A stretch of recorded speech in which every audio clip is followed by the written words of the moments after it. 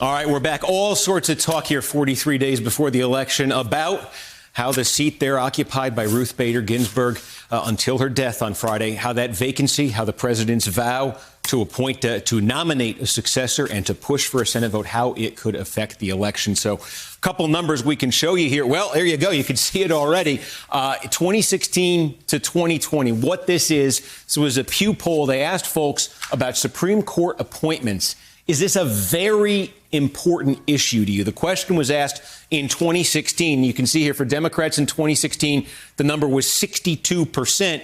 And in 2020, it's actually ticked up 66%. So Democrats, the percentage of Democratic voters in 4 years saying that Supreme Court appointments, that again, this was taken this summer. This was before Ruth Bader Ginsburg's death. That number is actually ticked up slightly.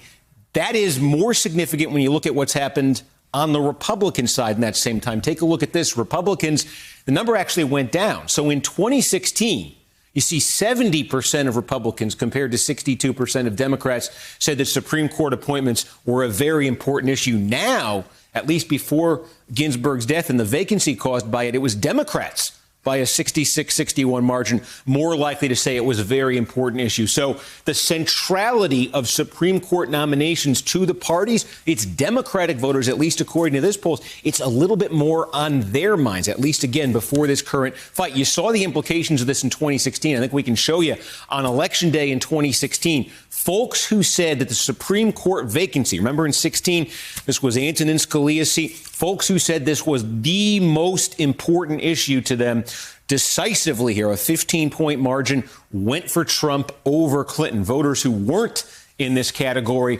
Clinton actually won, but it was voters who said the number one issue to them in 2016 was a Supreme Court nomination. They were Trump voters in 2016. That's where you see this sense out there a lot, that when you're talking Supreme Court nominations, when you're talking Supreme Court politics, that's an issue that really animates, galvanizes the Republican base. A lot of that has to do with what we saw in 2016. But again, there's some suggestion in the numbers, again, at least before this current fight took off in the last couple of days, there's been some suggestion in the numbers that over the last couple of years in the Trump era, through two Supreme Court fights during the Trump presidency, that Democrats have become more animated by this. Also, there is this, we can show you here. Look, in 2016, folks were asked, right now, folks have been asked, who do you trust to do a better job appointing Supreme Court justices? 52-45 Biden over Trump. An advantage there for Biden. I do put these both up here and say, keep in mind, in 2016, when we were asking these questions, who do you trust more?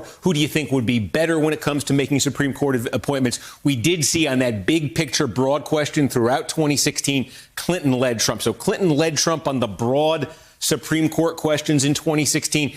Biden has that advantage over Trump right now. So the question there really becomes one of who is most motivated, who is most animated by it. The answer in 2016 was Republicans.